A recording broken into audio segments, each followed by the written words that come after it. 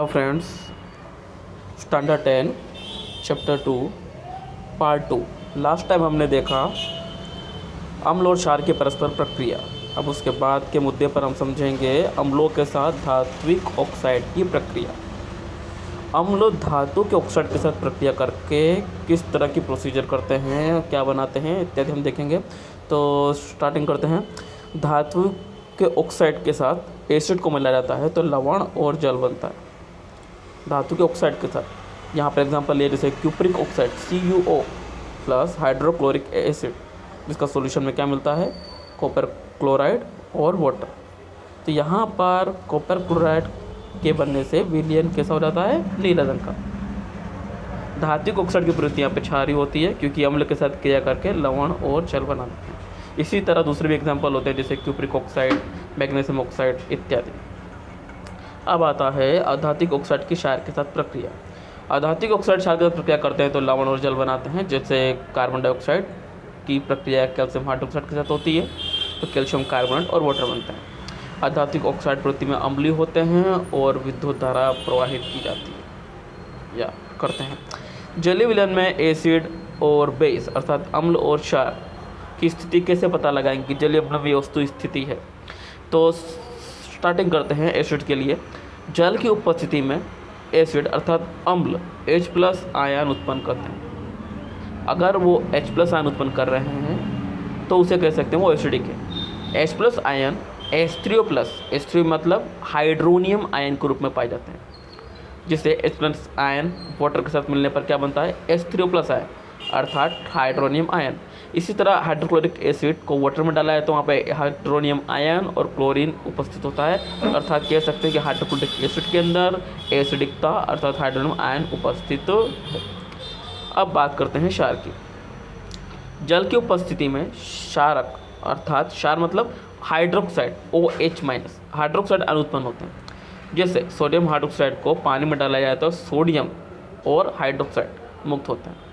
Magnesium hydroxide को पानी में डाला जाए तो मैग्नीशियम और हाइड्रोक्साइड आयन उत्पन्न होते हैं, जिससे हाइड्रोक्साइड आयन उत्पन्न होने की घटना से हम समझ सकते हैं कि जल में क्षार उपस्थित है। सभी क्षारक जल में घुलनशील नहीं होते। जल में घुलनशील क्षारक को क्षार कहते हैं। सभी क्षार क्षारक होते हैं परंतु सभी क्षारक क्षार नहीं होते। जल के साथ अम्ल या क्षारक को मिलाते समय सावधानी बरतनी होती है।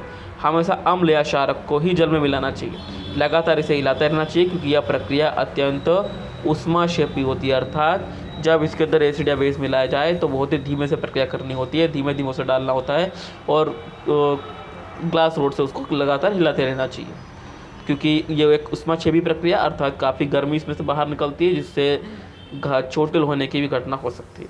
सांद्र अम्ल में जल मिलाने पर उत्पन्न ऊष्मा के कारण मिश्रण आस्फलित होकर बाहर आ सकते हैं और आप जल सकते हैं। साथ ही अत्यधिक स्थानीयता के कारण कांच का पात्र भी टूटने की घटना हो सकती है। जल को अम्ल में डालने से क्या घटना हो सकती है, तो दो घटना सामने आ सकती है। एक, मिश्रण आस्फलित होकर बाहर आ सकता है। एक, तुरंत ही जो हम एसिड के अंदर पानी को डाल रहे हैं वो तुरंत आस्फलित होकर एसिड बाहर आ सकता है। और स्थानीय ताप के कारण अगर तापमान ज़्यादा बढ़ जाता है, इस तरह अगर मिलाते हैं तो कांच का पात्र भी टूट सकता है। आगे बढ़ते हैं। अम्ल और क्षारक में समानता है। अम्ल H+ आयन उत्पन्न करते हैं और क्षार OH- उत्पन्न करते हैं। हमने अभी ऊपर ही देखा फ्रेंड्स कि H+ आयन अगर उत्पन्न करे तो वो एसिडिक और OH- उत्पन्न करे तो वो क्षारक। जब कोई अम्ल या क्षारक जल में मिलाया जाता है तो वो तनुकृत होता है। जल में मिलाने पर आयन की सांद्रता H3O+ या OH- में प्रति इकाई आयतन की कमी हो जाती है। क्षार और अम्ल की प्रबलता। किसी क्षार या अम्ल की प्रबलता उसके द्वारा उत्पन्न H+ आयन या OH- आयन की संख्या पर आधार रखती है। किसी अम्ल या क्षारक की प्रबलता हम एक सार्वभौमिक सूचक द्वारा ज्ञात कर सकते हैं, जिसे हम कहते हैं यूनिवर्सल इंडिकेटर। क्या कहते हैं उसे, यूनिवर्सल इंडिकेटर अर्थात सार्वभौम सूचक, जिसका उपयोग होता है एसिड और बेसिकता को मेजर करने के लिए। यह सूचक किसी विलयन में हाइड्रोजन आयन उत्पन्न की विभिन्न सांद्रता को विभिन्न रंगों में प्रदर्शित करता है। तो उसी के डिपेंड पर बनाया गया है पीएच स्केल। पीएच स्केल समझेंगे फ्रेंड्स। पीएच स्केल किसी विलयन में उपस्थित H+ आयन की सांद्रता ज्ञात करने के लिए एक स्केल विकसित किया गया है, जिसे पीएच स्केल कहा जाता है। एसिडिकता कितनी है, H प्लस आयन कितना है, वो ध्यान रखने के लिए, उसको मेज़र करने के लिए, मापन करने के लिए H प्लस आयन की मेजरमेंट कितनी है वो ज्ञात करने के लिए pH स्केल यूज होता है। pH में P होता है जिसे हम पुरुषांश, एक जर्मन शब्द है जिसका मतलब होता है ऊर्जा या शक्ति।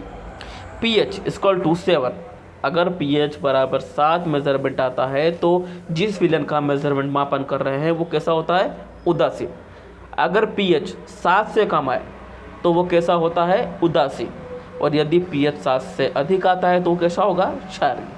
इस मेजरमेंट पर से हम, इस मापन पर से हम ज्ञात कर सकते हैं pH स्केल पर से। यह स्केल 0 से 14 तक pH ज्ञात करने के लिए उपयोग में लिया जाता है। अब हम आगे बढ़ेंगे। एसिडिक एसिड और कार्बनिक एसिड यहाँ पर हमको दिए गए हैं जो दुर्बल एसिड में आते हैं, और प्रबल एसिड में hydrochloric acid, sulphuric acid, nitric acid इत्यादि आता है। तो यहाँ पर H प्लस आयन की मात्रा दी गई है, जैसे जैसे वो ज़्यादा होंगे उस तरह प्रबल के रूप में हमको कौन से दिखाई पड़ रहे हैं और दुर्बल के रूप में कौन से दिखाई पड़ रहे हैं हमने देखा। उसी तरह OH आयन की मात्रा का हिसाब देखें तो दुर्बल क्षार के रूप में अमोनियम हाइड्रोक्साइड है, और प्रबल क्षार के रूप में सोडियम हाइड्रोक्साइड, पोटेशियम हाइड्रोक्साइड और कैल्शियम हाइड्रोक्साइड उपस्थित है। आगे बढ़ते हैं। बढ़ती हुई अम्लीय प्रकृति और बढ़ती हुई क्षारक प्रकृति, यहाँ पर 0 से 14 के बीच में pH स्केल निर्धारित होता है। बहुत ही इम्पोर्टेंट पॉइंट्स है ये, जो MCQ में प्रश्न पूछ सकते हैं। जैसे यहाँ पे दिया हुआ है 0 से 14, 0 से 7, 7 से 14। यदि अम्लीय प्रकृति बढ़ रही है या घट रही है वो ज्ञात करने के लिए, अगर बढ़ती है तो वो मेजरमेंट 7 से कम की तरफ बढ़ेगा। एरो हम देख सकते हैं कि बढ़ती हुई अम्लीय प्रकृति 7 से 0 की तरफ आगे बढ़ती है, और अगर एसिडिकता घट रही है तो उसके लिए वो 7 से नज़दीक की ओर एरो जाएगी। इसी तरह क्षार के लिए होती है, अगर 7 से 14 की तरफ एरो जा रही है तो वो क्षार की प्रकृति बढ़ा रही है, ऐसा कह सकते हैं। और यदि 14 से वो 7 की तरफ बढ़ती है तो क्षार की क्षमता घट रही है, हम ऐसा समझ सकते हैं। इस तरह हम H प्लस आयन की सांद्रता वृद्धि हो रही है या कमी हो रही है उसको हम समझ सकते हैं। अब हम अगले मुद्दे पर जाएंगे, दैनिक जीवन में pH का महत्व, जो 3 से 5 मार्क्स में इंपॉर्टेंट क्वेश्चन है। दैनिक जीवन में pH के महत्व यहाँ पर 4 से 5 मुद्दों में दिए गए हैं, जिसको सबसे पहले समझेंगे। पौधे और पशु pH के प्रति संवेदनशील होते हैं, तो इसमें हमारा शरीर 7 से 7.8 pH के रेंज के बीच में काम करता है। वर्षा के जल की pH का मान जब 5.6 से कम हो जाता है तो वह अम्लीय अर्धवर्षा कहलाती है। इस तरह अगर 5.6 से कम का pH हो जाए तो वो एसिडिकता बढ़ जाती है, जिससे काफ़ी हद तक पौधे और पशुओं को इससे नुकसान पहुंचता है। दूसरे मुद्दे पर आगे आएंगे, मिट्टी का pH। अच्छी उपज के लिए पौधों को एक विशिष्ट pH पर की आवश्यकता होती है। यदि किसी स्थान की मिट्टी का pH कम हो या अधिक हो जाए तो किसान उसमें आवश्यकता अनुसार अम्लीय या क्षारीय पदार्थ मिलाते हैं, जिससे मिट्टी के pH का लेवल व्यवस्थित करके उसमें आसानी से खेती की जा सके। तीसरा मुद्दा आता है हमारे पाचन तंत्र का pH, जो बहुत ही महत्वपूर्ण है, IMP है। हमारा पेट, हमारा उदर हाइड्रोक्लोरिक एसिड उत्पन्न करता है, जो भोजन के पाचन में सहायता करता है। अपच की स्थिति में उदर अधिक मात्रा में एसिड उत्पन्न करने लगता है। जब भोजन पच नहीं पाता तो उसमें पेट के अंदर, स्टोमक में अधिक मात्रा में एसिड उत्पन्न होने लगता है, जिस कारण उदर में दर्द और जलन का अनुभव होता है, जिसे हम सामान्य भाषा में एसिडिटी के रूप में जानते हैं। इस दर्द से मुक्त होने के लिए एंटी एसिड जैसे क्षारक का उपयोग होता है, जो अम्ल के अधिक मात्रा को उदासीन करने में मदद करता है, जिसे मिल्क ऑफ मैग्नीशिया, नॉर्मली हम जैसे एग्जाम्पल ग्रुप में बाजार में चलते इनो का प्रयोग कर सकते हैं, जिसके अंदर मिल्क ऑफ मैग्नीशिया पदार्थ उपस्थित होते हैं, जो एसिडिटी को कम करने का एक अच्छा जरिया है। अब आता है यहाँ पर चौथा मुद्दा, pH परिवर्तन के कारण दांत का क्षरण। मुंह के pH का मान होता है 5.5 से कम। मुंह के pH का मान 5.5 से कम होने पर दांत का क्षय लगातार प्रारंभ होने लगता है, क्योंकि एसिडिकता वहाँ पे बढ़ने लगती है। दांतों का इनेमल, जो बाहर की कोटिंग होती है, वो कैल्शियम फॉस्फेट से बनी होती है। किससे? कैल्शियम फॉस्फेट से, जो शरीर का सबसे अधिक कठोर पदार्थ है। यह जल में घुलता नहीं है, परंतु यदि मुंह के pH का मान 5.5 से कम होने पर वो धीमे धीमे घर्षित होने लगता है, अर्थात संक्षारित होने लगता है। क्षारकीय दंत मंजन का उपयोग करने से अम्ल की अधिक की मात्रा को उदासीन किया जा सकता है। पशुओं और पौधों द्वारा उत्पन्न रसायनों से आत्मरक्षा। मधुमक्खी का डंक एक अम्ल छोड़ता है जिसके कारण दर्द और जलन अनुभव होता है। डंक मारे गए अंग में बेकिंग सोडा के उपयोग से आराम मिलता है। मधुमक्खी का डंक कैसा होता है? अम्ल छोड़ता है जिस कारण दर्द और जलन अनुभव होती है। जिस स्थिति पे, जिस अंग पर वो काटता है उस वहाँ पर काफ़ी हद तक जलन अनुभव होती है। तो वहाँ पर अगर आराम करें, क्योंकि वो पदार्थ एसिडिक होता है इसलिए उसको नरम करने के लिए वहाँ पर बेकिंग सोडा डाला जाता है। नेटल के डंक वाले, नेटल एक तरह का जो कीड़ा होता है, उसके डंक वाले मैशेनोइक अम्ल छोड़ते हैं जिस कारण जलन दर्द का अनुभव होता है। इसका इलाज डंक वाले स्थान पर डोक नाम के पौधे की पत्ती अगर रगड़ी जाए तो उससे काफ़ी हद तक आराम मिलता। अब आता है लवणों का पीएच। यदि प्रबल एसिड और प्रबल क्षार है तो हमने जैसे पहले देखा उदासीन लवण बनता है जिसका पीएच कितना होगा? 7। प्रबल एसिड और दुर्बल क्षार है तो यहाँ पे एसिड क्या है? प्रबल, इसलिए 7 का मेजरमेंट क्या होगा? पीएच से कम।